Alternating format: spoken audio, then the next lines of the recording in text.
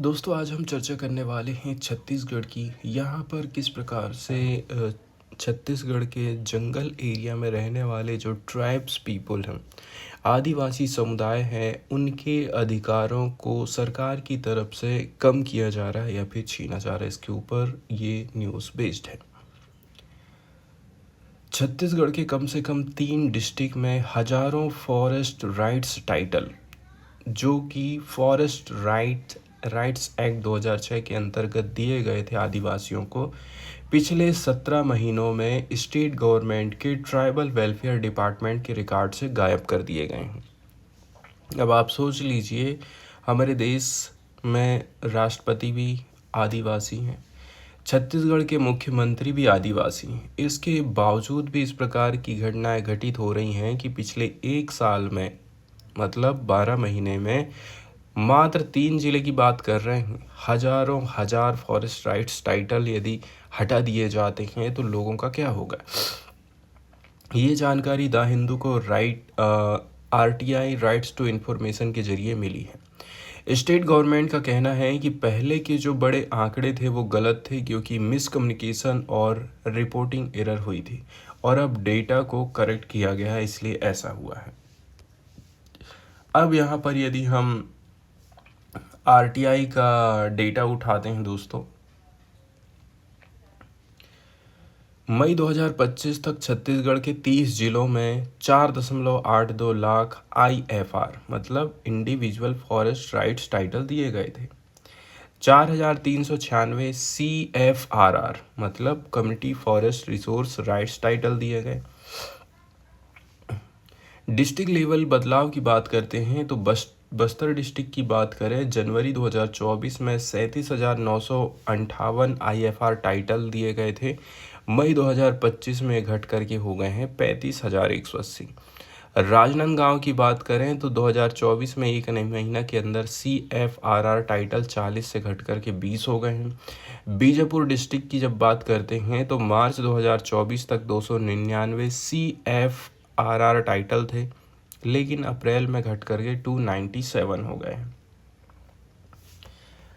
सरकार का क्या कहना है देखिए, तो डाटा डिस्पेंसी और एक्सपर्ट्स लोगों की राय की जब हम बात करते हैं तो ये जो कमी हम देख रहे हैं दोस्तों, स्टेट के district wise monthly FRA progress report में हमको दिखाई दे रही है।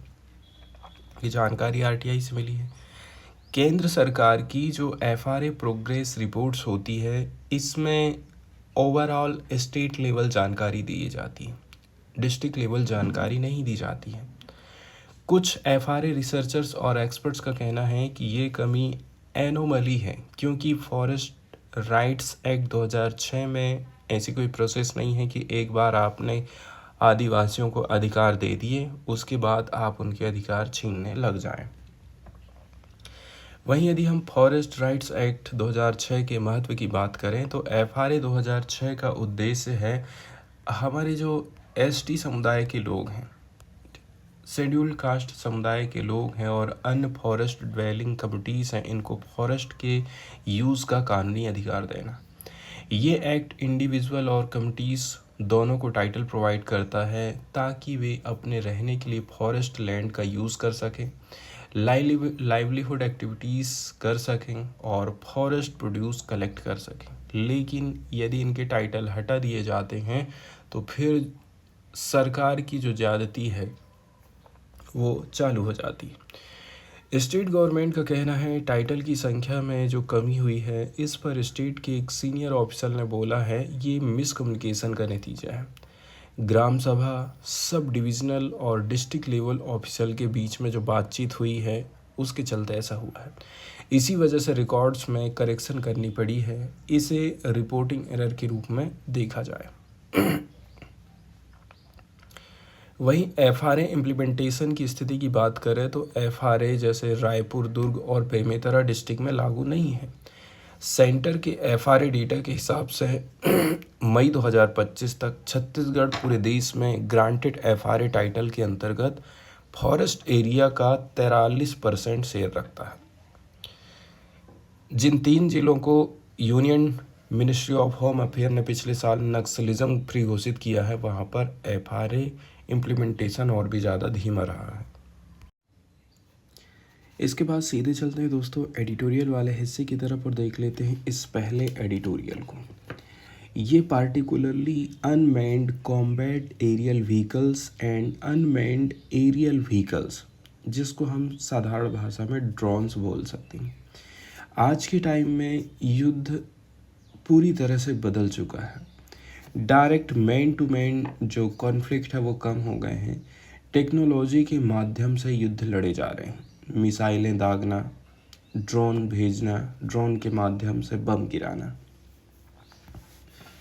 आजकल अनमैन्ड एरियल व्हीकल्स और unmanned combat aerial vehicles modern warfare में बहुत ज़्यादा क्रूशियल हो गए हैं, खास करके प्रीसीजन स्ट्राइक्स के लिए। जैसे कि 2020 में सेकंड नागोर्नो काराबाग कॉन्फ्लिक्ट हुआ, इस समय दुनिया ने देखा है कि ड्रोन सिर्फ रिकॉन्सिनेंस ही नहीं बल्कि डायरेक्ट प्रिसीजन स्ट्राइक में भी गेम चेंजर बन चुके हैं। इंडिया पाकिस्तान के बीच में ऑपरेशन सिंदूर लॉन्च किया गया था 7 से 10 मई। इसने साबित कर दिया है कि आज के टाइम में UAVs and UCAVs modern battlefield का एक इंटीग्रल हिस्सा है, इसको हम अलग नहीं कर सकते। अब यदि हम इंडिया के मॉडर्नाइजेशन ड्राइव की बात करते हैं तो ऑपरेशन सिंदूर के बाद इंडिया ने अपने मिलिट्री को अपग्रेड करने की कोशिश तेज कर दी है। 2024 में इंडिया ने 31 MQ-9B रैपर, स्काई गार्जियन और सी गार्जियन मॉडल का ऑर्डर US को दिया, मतलब कि आप बनाओ हमारे लिए। ये ड्रोन्स मैरीटाइम डोमेन अवेयरनेस बढ़ाते हैं और इंडिया US स्ट्रेटजी पार्टनरशिप को मजबूत करेंगे। लेकिन ये ऑर्डर सिर्फ एक हिस्से की ज़रूरत पूरा नहीं कर रहा है, ठीक है, हमें और भी ज़्यादा हिस्से की ज़रूरतों को पूरा करना है, क्योंकि इंडिया के पास अलग अलग जियोग्राफिक एरिया है, अलग अलग टेरेन्स है, मल्टीपल कॉन्टेस्टेड बॉर्डर है, अलग अलग जहाँ पर विवाद खड़ा हो रहा है। Special requirements for India's border. India Pakistan और चाइना के साथ में जो बॉर्डर शेयर कर रहा है वहाँ पर सबसे ज़्यादा दिक्कत है। तो दोनों ही जो देश हैं वो हाई एल्टीट्यूड एरियाज़ में लोकेटेड हैं, जहाँ पर हाई एल्टीट्यूड सर्विलांस वाले ड्रोन्स की हमें ज़रूरत है। इंडिया को चाहिए large fixed wings long range system की, मतलब हाई एल्टीट्यूड बॉर्डर वाले एरिया में हमें ज़्यादा ऊंचाई तक ड्रोन उड़ाने पड़ेंगे, इसलिए ज़्यादा लंबी बैटरी होना चाहिए, ज़्यादा उनकी कैपेसिटी होना चाहिए, जो हैवी पेलोड कैरी कर सकें और प्रिसीजन स्ट्राइक्स कर सकें। इसके अलावा स्मॉल कॉस्ट इफेक्टिव ड्रोन्स भी हमें चाहिए जो क्विक और टारगेटेड स्ट्राइक के लिए यूज़ किए जा सकें। इंडिया के करंट ड्रोन इन्वेंट्री की बात यदि हम करें तो अभी इंडिया के पास में जो अनमैन्ड प्लेटफार्म है वो उसकी सारी ज़रूरत पूरा नहीं कर सकता है। इजराइल के पुराने मॉडल जैसे कि हारूप लॉइटरिंग म्यूनिशन एरियल स्ट्राइक के लिए है और heron medium altitude long range surveillance के लिए हम यूज़ कर रहे हैं, लेकिन ये सिस्टम मार्केट की मोस्ट एडवांस टेक्नोलॉजी के अंडर में नहीं आते। इसके अलावा इंडिया के पास ज़्यादातर लीगेसी सिस्टम है जो पिछले दशक से पहले इंपोर्ट हुए थे और कुछ इंडिजिनियस मॉडल हैं। इसके अलावा हम जो प्रोक्योरमेंट कर रहे हैं, हम जो खरीदी कर रहे हैं इस प्रकार के ड्रोन्स की, भले ही इंडिया अमेरिका डिफेंस रिलेशनशिप काफ़ी पुराना है, लेकिन अब इंडिया के लिए सिर्फ आउटराइट परचेज के लिए US पर निर्भर रहना समझदारी नहीं है। अब संभावना है कि US से ज़्यादातर कंपोनेंट लिए जाएं, जैसे पावर प्लांट्स और इलेक्ट्रॉनिक पेलोड, ना कि पूरे ड्रोन ही हम खरीदें। ग्लोबल UAV टॉक्स में अक्सर US, चाइना, टर्की और इजराइल का नाम लिया जाता है। रिसेंट रिपोर्ट आई है जिसके अनुसार अमेरिकन ड्रोन्स अपनी डोमेस्टिक ज़रूरत को पूरा करने में भी पीछे हैं, तो एक्सपोर्ट में डोमिनेंस हासिल नहीं किया जा सकता है। इसके अलावा यूएस ड्रोन्स मार्केट चैलेंजेस की यदि हम बात करते हैं, न्यूयॉर्क टाइम्स की एक रिपोर्ट में दिखाया है कि यूएस सिस्टम और रसिया चाइना सिस्टम के बीच गैप बढ़ रहा है और इसी कारण से US drone dominance executive order आया है, जिसका मकसद है अमेरिकन ड्रोन प्रोडक्शन को और भी ज़्यादा बढ़ावा देना। लेकिन CNAS की रिपोर्ट आई है जो कहती है कि मिसाइल टेक्नोलॉजी कंट्रोल रिजीम के नियमों के कारण यूएस एक्सपोर्ट मार्केट में चाइना और टर्की से काफ़ी पीछे है। मतलब यूएस का जो एक्सपोर्ट है वो चाइना और टर्की से भी पिछड़ गया है। 2023 के एंड में यूएस का ग्लोबल यूएवी एक्सपोर्ट सिर्फ 8% था, लेकिन MTCR में रिफॉर्म्स आ रहे हैं ताकि एक्सपोर्ट को बढ़ावा दिया जा सके, लेकिन गैप ऑलरेडी से बहुत बड़ा है। इंडिया की अपॉर्चुनिटीज़ की हम चर्चा करते हैं इंडो पैसिफिक रीजन में। इंडिया अभी अपनी ड्रोन कैपेबिलिटी गैप को इंपोर्ट्स, जॉइंट वेंचर और डोमेस्टिक प्रोडक्शन के बनने की कोशिश कर रहा है। हम इजराइल और यूरोपियन कंट्रीज़ पर ज़्यादा निर्भर हैं। चाइना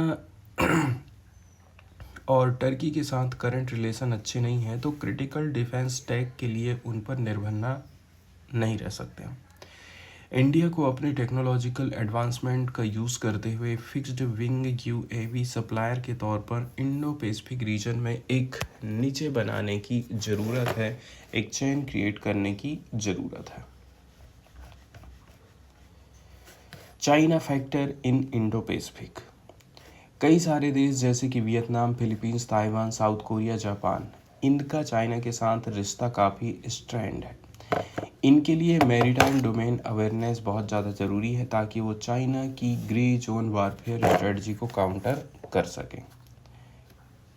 ये अवेयरनेस इन देशों को अपनी सोवरेनिटी प्रोटेक्ट करने और इकोनॉमिक इंटरेस्ट जैसे कि फिशरीज, एनर्जी एक्सप्लोरेशन को कांस्टेंट चाइनीज़ इंक्रोचमेंट से बचाने में मदद कर सकता है। Limitation of other drone supplier. Israel West Asia के लंबे कॉन्फ्लिक्ट में फंस गया है, इसलिए इंडो पैसिफिक में रिलायबल सप्लायर नहीं बन सकता है। यूएस भी ड्रोन रेस में पिछड़ रहा है। टर्की अभी प्राइमरी ऑप्शन है हाई परफॉर्मेंस और कॉस्ट इफ़ेक्टिव सिस्टम के लिए, लेकिन इंडिया और टर्की के रिश्ते जो है एडवर्सियल हैं।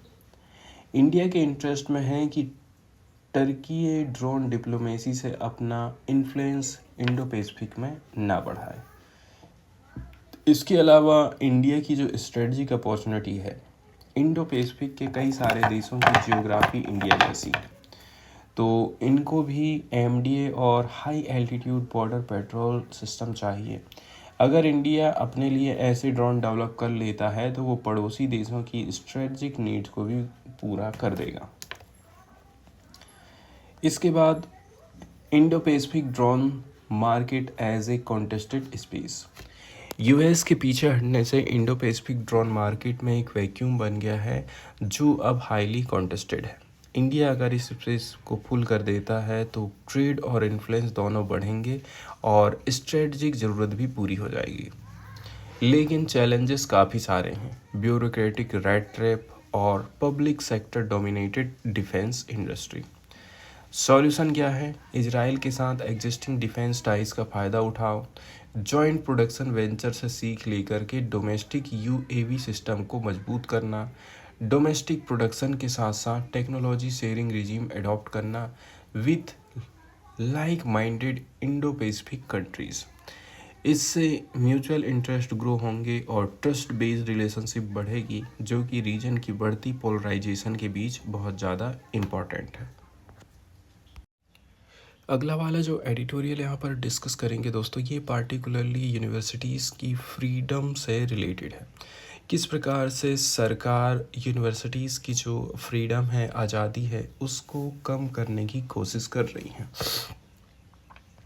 एकेडमिक फ्रीडम का महत्व से ये आर्टिकल चालू होता है।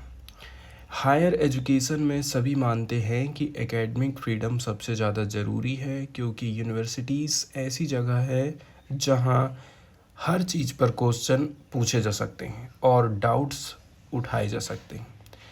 आइडिया एक्सप्लोर करना, इश्यूज़ पर डिबेट करना और इंडिपेंडेंटली सोचना ही एक्सीलेंस पाने का रास्ता होता है। इसके बाद चर्चा करी जाती है नॉलेज का डेवलपमेंट और क्वेश्चनिंग। नॉलेज तभी ग्रो करता है जब एग्जिस्टिंग नॉलेज से क्वेश्चन किया जाए। स्टूडेंट को सवाल पूछने की आज़ादी होना चाहिए और जो टीचर हैं इनको अपने अपने सब्जेक्ट में रिसीव्ड विजडम मतलब एस्टेब्लिश्ड आइडियाज़ को चैलेंज करने की आज़ादी होनी चाहिए। यूनिवर्सिटीज़ को इकोनॉमिक, सोशल और पॉलिटिकल इश्यूज़ पर भी सवाल उठाने, ओपिनियन एक्सप्रेस करने और क्रिटिसिज्म आर्टिकुलेट करने की फ्रीडम होनी चाहिए। इसके बाद लर्निंग का प्रोसेस और ऑटोनॉमी। यूनिवर्सिटी एजुकेशन का कोर पर्पस नॉलेज का डेवलपमेंट होता है। पहले एग्जिस्टिंग नॉलेज समझो, फिर रिलेवेंट क्वेश्चन पूछो। ये कैपेसिटी हमें डेवलप करना पड़ता है स्टूडेंट के भीतर। इसके बाद कन्वेंशनल विजडम को कन्वेंशनल नॉलेज की आलोचना करना एंड स्पोकन या फिर प्रिंटेड ऑथोरिटी को भी चैलेंज करने का कॉन्फिडेंस होना चाहिए। लर्निंग कंटिन्यूस प्रोसेस है और यूनिवर्सिटीज़ खुद को डिसाइड करेंगे कि क्या पढ़ाएंगे। ये बाहर से कंट्रोल नहीं होना चाहिए। इस चीज़ सरकार ने निर्धारित करे कि आप हमारे हिसाब से पाठ्यक्रम लेके आओ। स्पीकर और डिस्कशंस पर कोई रिस्ट्रिक्शन नहीं होना चाहिए। स्टूडेंट ऑडियंस को एड्रेस करने के लिए किसको बुलाया जाए, ये रिस्ट्रिक्शन फ्री हो। अगर इस स्पेस को लिमिट कर देंगे तो लर्निंग रुक जाएगी और इसका असर इकोनॉमिक और सोशल प्रोग्रेस पर पड़ने वाला है। इसके बाद रिसर्च में भी फ्रीडम ज़रूरी है। यूनिवर्सिटीज़ को अपनी रिसर्च प्रायोरिटी खुद तय करने की आज़ादी होनी चाहिए। फैकल्टी मेंबर्स अपने रिसर्च एजेंडा खुद सिलेक्ट करेंगे। रिसर्च फंडिंग पीर रिव्यू पर होनी चाहिए बिना किसी बायस या फिर प्रेफरेंस के। डिसेंटिंग ओपिनियन और ऑर्थोडॉक्स थिंकिंग को इनकरेज करिए। नॉलेज ऐसे ही डेवलप होता है। फंडामेंटल रिसर्च को ज़्यादा फ्रीडम, रिसोर्सेज और टाइम देने की ज़रूरत है ताकि इस एक्सेप्शनल स्कॉलर्स और थिंकर्स उभर करके सामने आएंगे। करिकुलम और रीडिंग लिस्ट पर एक्सटर्नल कंट्रोल जैसी स्थिति हमारे देश में चल रही है। भारत में पाठ्यक्रम को टाइटली रेगुलेट किया जाता है जिससे एकेडमिक फ्रीडम कम हो जाती है। रीडिंग लिस्ट में क्या इंक्लूड या फिर एक्सक्लूड करना है ये डिसीजन टीचर्स खुद नहीं लेते हैं, ये डिसीजंस कहीं और से आ रहा है। कुछ रीडिंग तो सीधे सीधे एक्सप्लिसिटली बैन कर दी जाती हैं। सोशल साइंस और ह्यूमैनिटीज़ में अगर कोई रिसर्च मेन स्ट्रीम से हटकर है तो उसको दबा दिया जाता है। रिसर्च फंडिंग भी मोस्टली सेंट्रल गवर्नमेंट के डिपार्टमेंट और काउंसिल के कंट्रोल में है जिससे इंडिपेंडेंस ख़त्म हो रही है।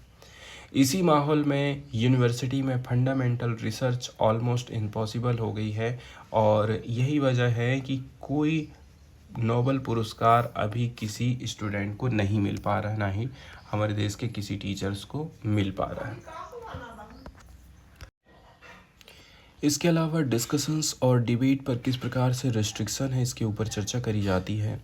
स्टूडेंट्स और टीचर्स को कैंपस में डिस्कशंस या फिर डिबेट ऑर्गेनाइज करने की फ्रीडम नहीं होती है, खास करके अगर वो बीजेपी या सरकारी उनकी सरकारों को क्रिटिसाइज़ करते हैं तो एडमिनिस्ट्रेटिव ऑर्डर या फिर पैनल एक्शन के जरिए इन एक्टिविटीज़ को रोक दिया जाता है।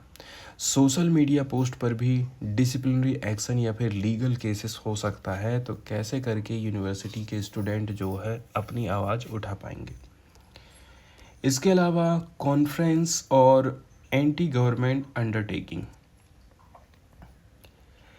कई सेंट्रल यूनिवर्सिटीज़ में फैकल्टी मेंबर्स को अगर किसी इंटरनेशनल कॉन्फ्रेंस में जाने के लिए ड्यूटी लीव चाहिए तो उन्हें एक रिटन अंडरटेकिंग देनी पड़ती है जिसमें लिख दिया जाता है कि वे किसी भी एंटी गवर्नमेंट एक्टिविटी में हिस्सा नहीं लेंगे, चाहे ऑफिशियल ड्यूटी पर रहो या फिर पर्सनल विजिट पर रहो।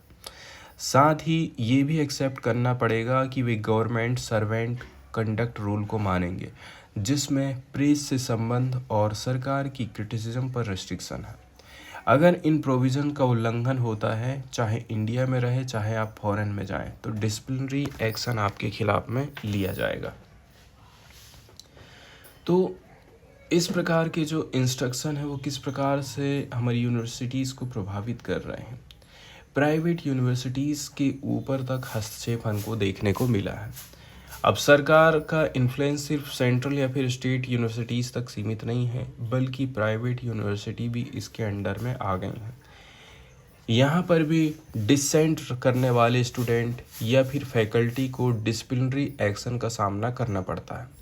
कई केसेस में प्रमोटर्स, मतलब जो प्राइवेट यूनिवर्सिटी चला रहे हैं, रिस्क एवर्स होते हैं, मतलब वे किसी भी तरह सरकार को नाराज़ नहीं करना चाहते हैं, इसलिए खुद ही सरकार की लाइन पर चलने लग जाते हैं। इसका रिजल्ट ये रहता है कि critical voices and free debate दबा दी जाती हैं। इसके बाद ऑटोनॉमी की यदि हम महत्व की बात करें,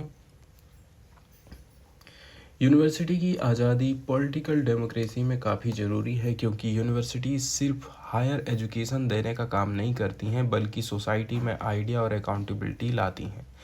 इकोनॉमिक रोल की बात करें, यहीं से science, technology, research and development, innovation और पॉलिसी आइडिया का सोर्स माना जाता है। सोशल रोल की बात करें, फैकल्टी मेंबर पब्लिक इंटेलेक्चुअल बन करके सोसाइटी में जागरूकता फैलाते हैं, और लेक्चर्स और कॉलम्स के जरिए। पॉलिटिकल रोल की बात करें, सरकार के परफॉर्मेंस की इवोल्यूशन होती है, अकाउंटेबिलिटी सरकार की बढ़ जाती है। अकाउंटेबिलिटी और ऑटोनॉमी के संतुलन की यहाँ पर ज़रूरत है।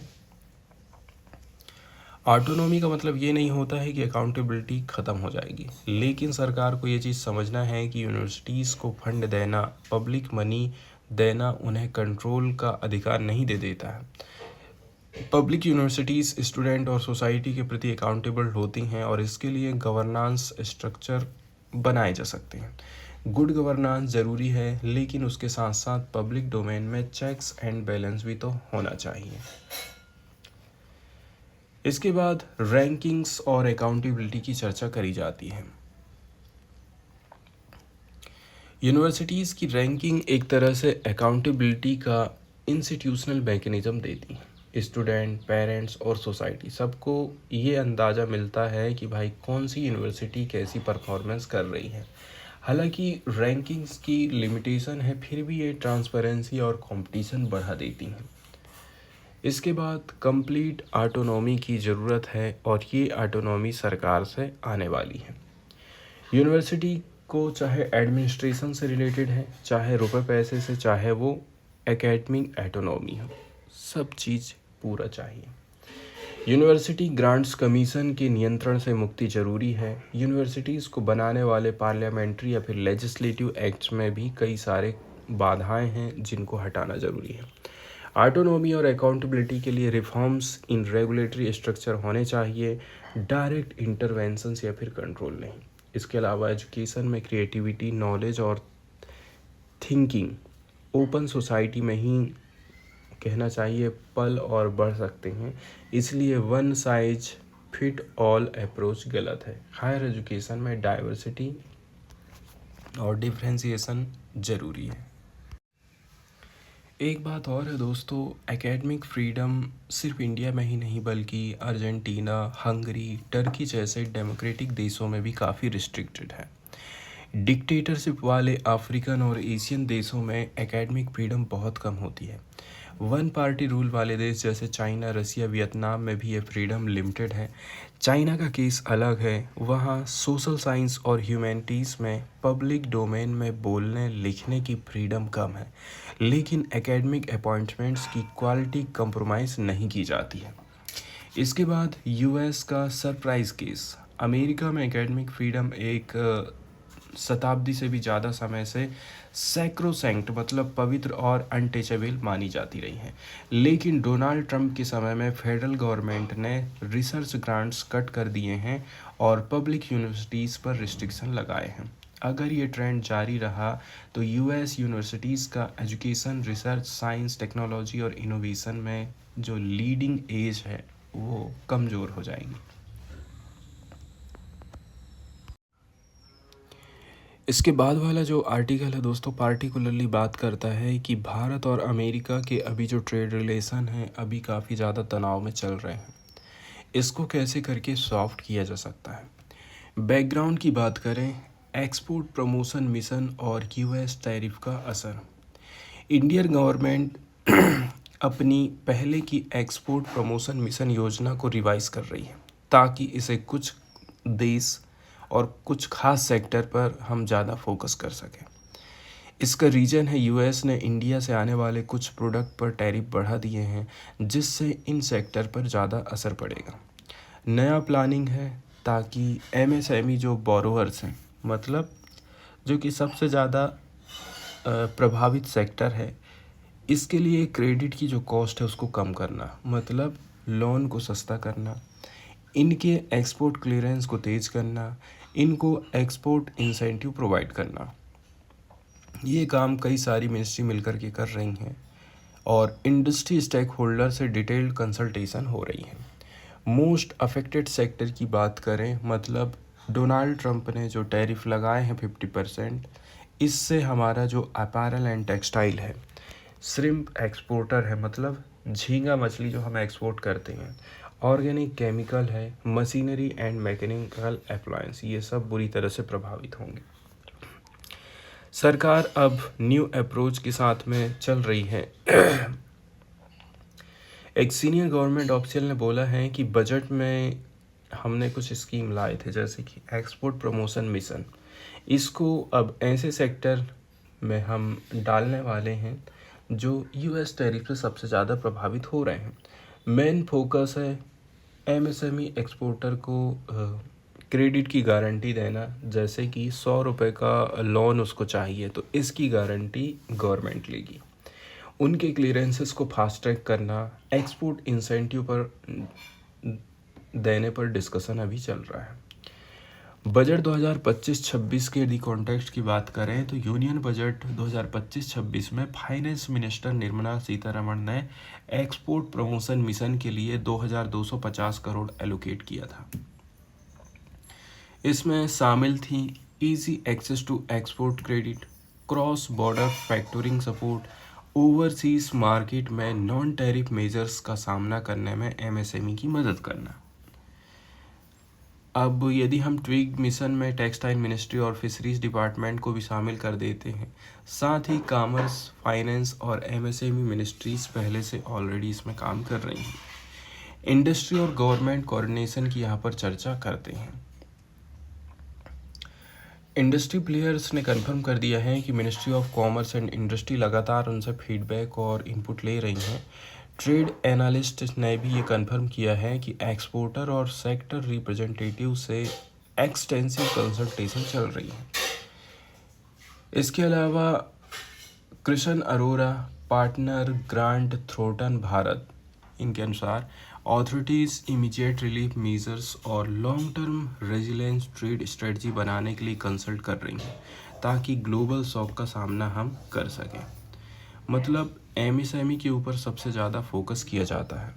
फाइनेंस मिनिस्ट्री के एक ऑफिशियल ने कंफर्म कर दिया है कि मिनिस्ट्री दूसरे डिपार्टमेंट के साथ कोऑर्डिनेट कर रही ताकि एक्सपोर्टर की प्रॉब्लम को हम ठीक कर सकें। जनवरी में सरकार ने एमएसएमई सेक्टर के लिए क्रेडिट गारंटी स्कीम चालू करी थी जो 100 करोड़ तक के लोन को कवर करती है। अब इस स्कीम को हम फिर से कहना चाहिए रिवैम्प कर रहे हैं ताकि इसका फोकस एमएसएमई की एक्सपोर्ट एक्टिविटीज़ पर हो सके।